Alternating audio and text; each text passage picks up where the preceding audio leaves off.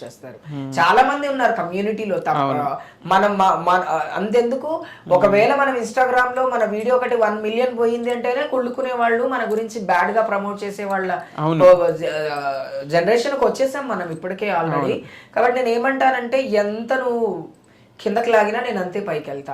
నా గురించి నేను లేనప్పుడు నువ్వు మాట్లాడుతున్నావు అంటే అదే నువ్వు నన్ను ఎంకరేజ్ చేస్తున్నావు అని అనుకోవాలి.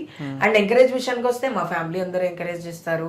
హైదరాబాద్ లో కొంతమంది కమ్యూనిటీ లీడర్స్ ఉన్నారు, ముఖ్యంగా వరంగల్లో లైలమ్మ ఉంది, నన్ను బాగా ఎంకరేజ్ చేయ వాళ్ళలో.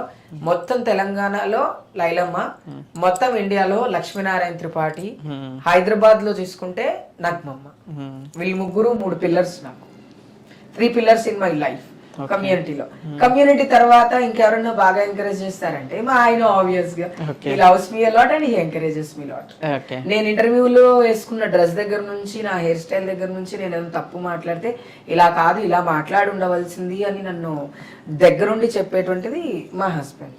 సో మీ హ్యాపీ ఈ అన్నయ్య గారి గురించి మాట్లాడారు కాబట్టి మీ లవ్ ఎలా స్టార్ట్ అయింది, మీ లవ్ జర్నీ గురించి ఏం లేదు. లవ్ జర్నీ అనేది ఉండదు, అది లవ్ స్టార్ట్ అవుతుంది అంతే. బట్ ఒకటి అది జర్నీ కాదు, ఇట్స్ డెస్టినీ అని చెప్పాలి. It's not journey, love journey కాదు, ఇట్స్ లవ్ డెస్టినీ అనుకోవాలి. చాలా తక్కువ చెప్తాను నేను. మా ఆయన అంటే నాకు చాలా ఇష్టం. నాకు ఎంత ఇష్టమో నాకంటే ఆయనకు 100 రెట్లు నేనంటే అంతే ఇష్టం. అందుకని మేము చాలా సంతోషంగా ఉన్నాము. అండ్ ఇట్లాగే ఉండాలి అనుకుంటాం ఎప్పుడు. ఎందుకంటే ఒక మనిషికి ఒక తోడు కావాలి ఖచ్చితంగా.